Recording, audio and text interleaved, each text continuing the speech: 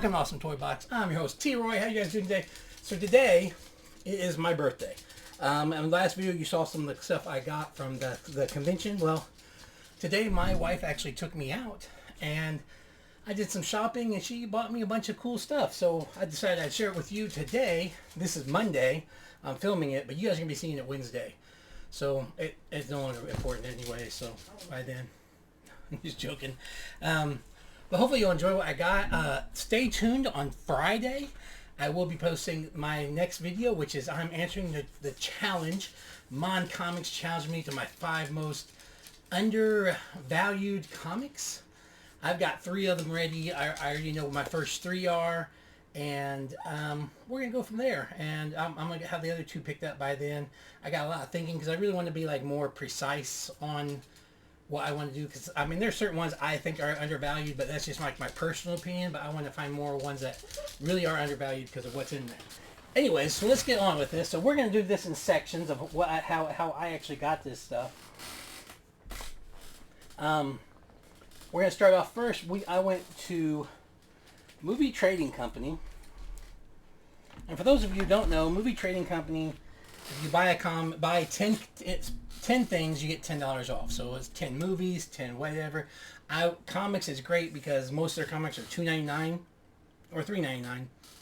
So you take $1 off, you're getting them for $2 each. $2 for a comic is a steal almost anywhere you cut it. I always tell people, I see people in dollar bins. Dollar bins to me are comics that have never seen bags, boards, any of that stuff. They're just kind of been thrown up. Maybe just bags, but no boards.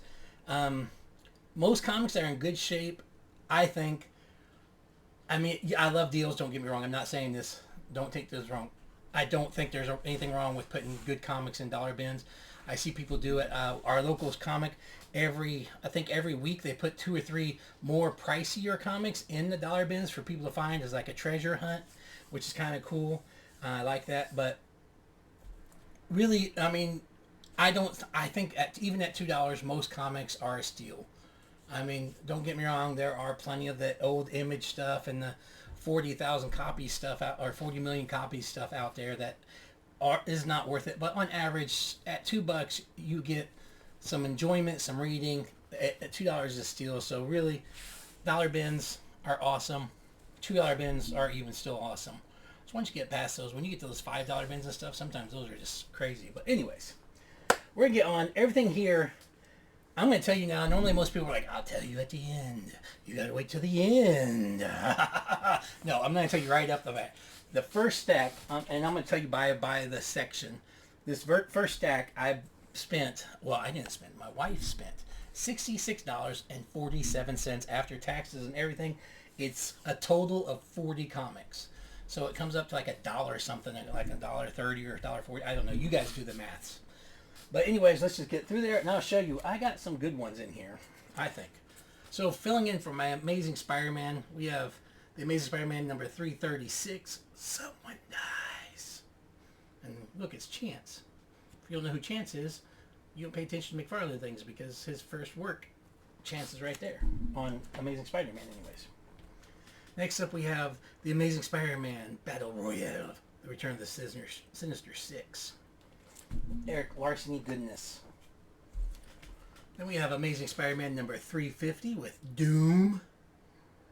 And okay, I'm not gonna say something. I'll leave it to your imagination. But what do those lips? Oh, I'm sorry, those crazy. Those are the crazy lips. Eric, you're a dirty man.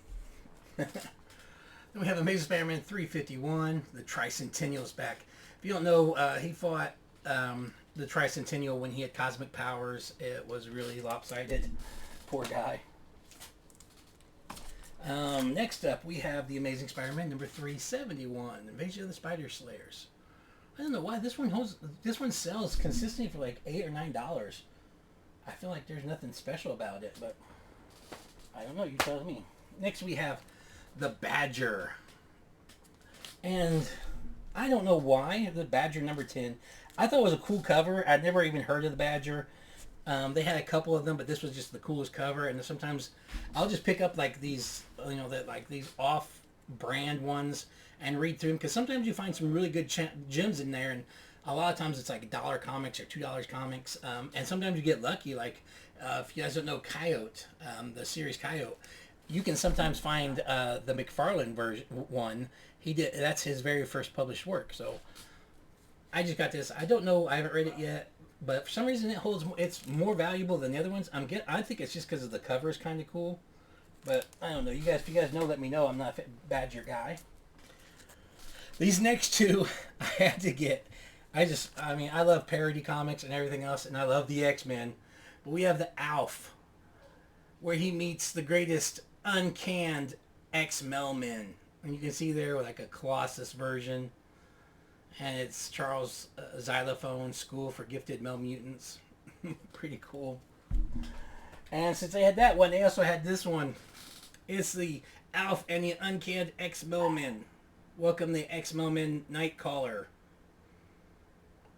Ach du Steenlieber? Did I wake you? That's just funny. Tell me if you guys don't think that's funny. That's fine. But any of my X-Men people out there, I hope you guys did find it funny. We also have the Amazing Spider-Man number. What is this? 800. This is the first Normie Osborn as the Goblin Child, and more importantly, this shows the death of Flash Thompson. I haven't read it yet, but that just sounds sad. But this is a variant show cover. And here we have Amazing Spider-Man number 8. Max Lim variant, Virgin variant. That's why I got it. I love my Virgin variants. And this is the first Odessa. I think I checked that out. I don't know who that is, but that's what they're saying. It's the first Odessa. I'm sure that's probably supposed to have a last name too, but next up, this, oh my gosh. I saw this, and the artwork is gorgeous as always because it is Michael Turner artwork. But anybody out there has a line on the rest of this miniseries, I do want to get all of it. It's Spider-Man Red Sonja. This is issue number 4 with that Michael Turner cover. Look at that. Gorgeous. Gorgeous cover. My goodness. Okay, next up we have the New Mutants. Number 100. This is the first print. Got that nice purple cover background. This is your first X-Force, first Shatterstar. It's a last issue. It's got the first appearance of a key character. First appearance of a new group. Should be worth more than that. Next up we have Marvel Comics Presents number 1. That Wolverine. And of course, if you guys don't know, I'm collecting a lot of these Marvel Comics Presents because the Man-Thing's in some of them, including this one. But this is also the first Madripoor Island. So, pretty big deal in the Wolverine mythos. Here we got Weapon X, number 84. This is the one where he kind of wakes up and escapes finally. Barry Windsor Smith, amazing artwork. Okay, next up we have 4 comics that all correlate. I was very saddened that they didn't have all of them. My goodness, I should have let that dry. You see black marks on the front. It's not on the comic. It's on the thing because I'm an idiot. And I wrote in dry eraser on the back of what's going on, what the comic's important for, and a lot of it didn't dry, so it's like stuck to both sides. But anyways, we have X-Men Deadly Genesis. This awesome freaking zombie-ish cover. This is the very first Vulcan, who is Gabriel Summers, the brother to Scott and Havoc. I believe he's an, if I'm wrong, tell me I'm wrong, but I'm almost like, he's like above Omega level mutant. He's absolutely godlike power. And then, of course, you got the second one, the first meeting of him and Cyclops, I believe. And this is the first Darwin. And if you remember, Darwin was in the X-Men First Class. And we have just the X-Men Deadly Genesis number 3 with a cool, looks like Wolverine's holding maybe the professor who's been skeletonized. And then X-Men Deadly Genesis number 4. This is the origin story of Vulcan.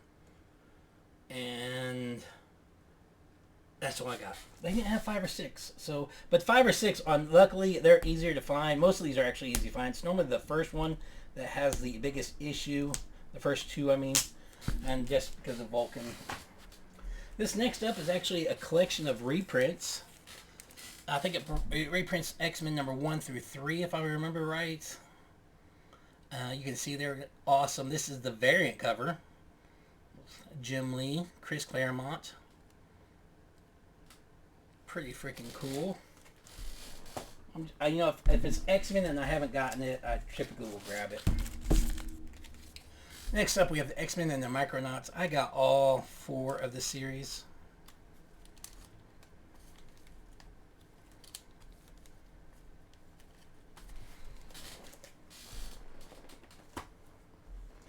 Next up, I got another copy. This one's not as good a shape as my copy is, but it's the X-Men and the New Teen Titans. And the reason why I pulled this out is because I wanted you to see the full cover. A lot of people haven't seen the full cover. It's just amazing. You got Darkseid, you got Professor Xavier. You know, I always thought, like, well, the New Teen Titans and X-Men, that's not really an equal match, in my opinion. But you put them up against a big bad against Darkseid, I think that makes up for it, being what it is.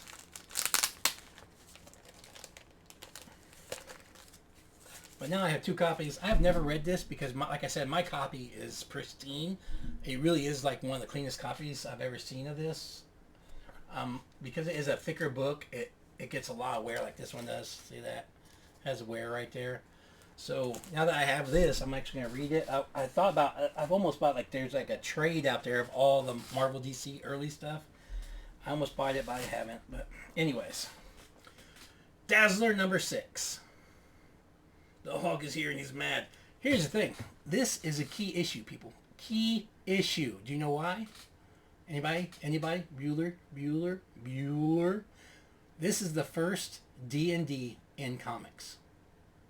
I don't know what, like, I don't know if it's shown. I haven't read it yet. Like I said, I just got all these, and it's a lot of reading to read all at once, but I just thought that was cool because I looked in Key Collector, and it came up that this was a key. I'm like, well, what kind of key could it be? But the first Dungeons and Dragons, as iconic as Dungeons and Dragons is, especially with my generation, we all know it. We all seen the movies they made fun of, everything. The fact that this is the first time you see any kind of Dungeons and Dragons portrayed in comics, I figured that'd be higher. These next 2, let me get the sticker off. I got the Crow, Dead Time, book 1 and 2, and I already had the 3rd one you've seen in a previous video. So now I actually have the full miniseries, so I'll actually be able to read it, know what's going on. Those are like $9 books too, so they're not too bad. I'm still trying to get all of this, the Fear itself, the Fearless, all 12 issues. I think I'm halfway there now. These are cheap comics, but they normally have all of them wherever you go, but I use it as like I said, if you do get 10, you get $10 off. Well, if I'm at 9, I'll go and find one of those that I'm missing and grab it and throw it in there. This time I was too short, so I grabbed those, which I have a regret, which we're going to talk about in a minute. Next up, we have Battlestar Galactica number 1. I just got the box set of this with a Cylon on the cover. I thought it was pretty cool. But we have Dazzler number 28 and 29 with those painted covers. Pretty cool. And this is almost the last thing. And so this miniseries, they had the complete thing there. I do not know why I did not have it. I had it once. I know I had like 3 issues of it. 3 issues of it were really damaged, so I think I might have just thrown it, either gave them away or something. But I do now have the complete series, once again, of Kitty Pryde and Wolverine. Very cool series. I like Wolverine, love Kitty Pryde. Cannot go wrong with this. It kind of shows you how Kitty Pryde learned some fighting styles and stuff like that, if I remember right. there you go. There's that. And of this first stop, this was the surprise. And I am so aggravated that I did not look it up, because there's sometimes when I see a certain comic, I will grab it. I don't care what the value is or whatever. It's something I collect, so I'll grab it and just put it in there. Well, I have a collection of 3D comics. I have like a G.I. Joe 3D. I have all these other 3D comics. So I grabbed this one, and it is Three-Dimensional Alien Worlds #1. Got a big naked woman with a little bit of astronauts down there. So some of you guys probably know Alien Worlds because there's a lot of Dave Stevens covers in the series. This is kind of like an offshot because it is all in 3D and does have the glasses still in it. But what I did not know getting this, because they had 2 other copies, and this was probably the worst one of the one, and it sounds stupid. You guys are probably going to think I'm stupid for doing this, but like when I sit there and say collectors of collectors, I truly mean that. And since this is not something I collect for like value-wise, it's just pure personal love and joy, I didn't grab the best one. I grabbed the one that looked the worst of them because I was like, this is just something that I'm going to read and can go into a bin. Somebody out there might actually collect these, might want to get it graded, whatever, I don't know. So I left them all behind and got this one. This is the first published work by Arthur Adams. It's a small story in here. I'm not going to open it up and show you guys because you can't really make it out because of the 3D. You actually have to have some 3D glasses to see it. But it's in here. This book's worth like $25 or $30. And like I said, I paid like $1 or something for it after you all said. So there's my first stuff. The rest of this is going to go a little bit faster because it's not very much left. But tell me what you guys think. Did I get a good... This is the rest of my thing. So this comic was $1. It's Spider-Man number 89. And this is the second appearance and the origin of the Goblin Queen. And it's the variant cover. So for $1, not bad. X-Men Blue number 5, one of the ones I was missing. And of course, it's Arthur Adams artwork, which I love. So like I just said, obviously I love Arthur Adams if you've been paying attention. I can't believe I got his first work and I just left the other ones behind, just sitting there. I should have gotten the better. Anyways. Another $1 comic. Fear Itself, the Fearless, with the Arthur Adams cover. Again, another $1. Like I said, I'm at 6 or 7 of them. I have to go through and double check. This next one, I paid a whole 25 cents for, guys. It's Airboy number 4. Only 50 cents. And if you can't tell why I got this, that big green blob behind there with the kind of weird nose and the green eyes looks awfully familiar. That is called the Heap. And if he ain't near spitting image of the Man-Thing, come on. So he actually appears in 3 different Airboy comics that I know of. I am going to try and get them because I want to put them together. Because if they did not feed off of each other or did not, somehow there's a correlation there, I don't buy it. That'd be unbelievable. But so I'm going to get all of them just so that I can go in my Man-Thing collection. Next up, I have 2 slabs I bought. I keep saying I bought. My wife bought. The first one up is Hellions number 3. This is the Comics Elite exclusive variant with the Goblin Queen and Mr. Sinister. And this is signed by Mike Mayhew. And it was witnessed. CBCS, which I'm not a big fan of CBCS. Somebody told me you can get a discount if you send in CBCS comics to CGC and have them, reslab it and verify it for you. Is that true? If anybody knows, I'd like to know that. Because a lot of people just talk out their butt about things. I have not looked enough into the new, their new being able to, do their signatures. I know it costs more and all that, but I don't know if they do anything like that. I feel like that'd be a good business move because they've got to know a lot of people don't like CBCS for whatever reason, and to offer them some kind of discount to say come over to the dark side. But there you guys go. This is Hellions number 3, and that is a sexy, sexy Goblin Queen. And this next slab I gotta take it out of the plastic.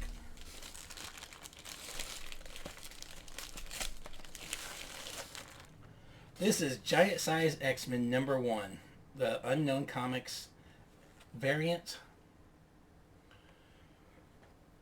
Boom. Look at that cover. That is a sexy Virgin variant cover. Jean Grey and Emma Frost. They're like bondage type outfits. Got the whip and... Guys, look at that cover. Tell me that's not just amazing. Okay. You've seen enough. It's mine to look at, not yours. I'm just joking, but 9.8.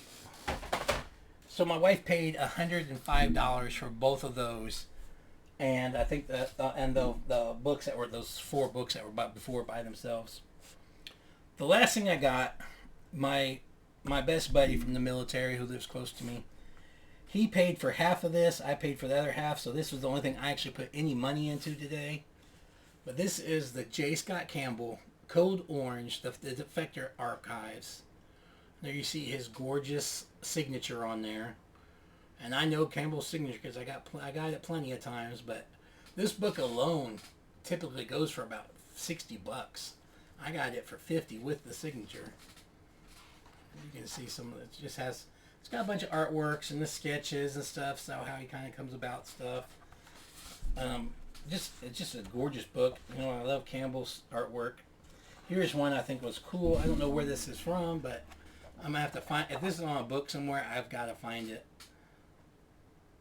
But that is freaking awesome. Got the Nintendo Power in his hand. But anyways, there you guys go. I hope you guys enjoyed that video. Tell me which one was your favorite. Don't forget to comment, like, and subscribe. Tell your friends, family. Hopefully you guys enjoyed that. Let me know what more would you like me to say. Like, I can get more in depth on comics. I feel like on this one I had way too much stuff. My next one, like I said, it should be Wednesday if you're watching this when it gets released. My next one after that will be released Friday or Saturday. I said Friday, but I might move it just to Saturday just because I feel like I'm smashing too much in at once. But it'll be my Undervalued Comics, challenge from Mon Comics. Hardest part's going to be figure out who else to challenge. But anyways, with that being said, check on that one because that's going to be a lot more in-depth. I'm going to take my time, kind of really kind of drive my point home on why the comics I chose should be more valued. And with that being said, guys, check in with your friend, family, and loved ones. Make sure they're okay. Make sure they know you're doing okay. And as always, don't forget, man, guys, collectors up collectors. Peace.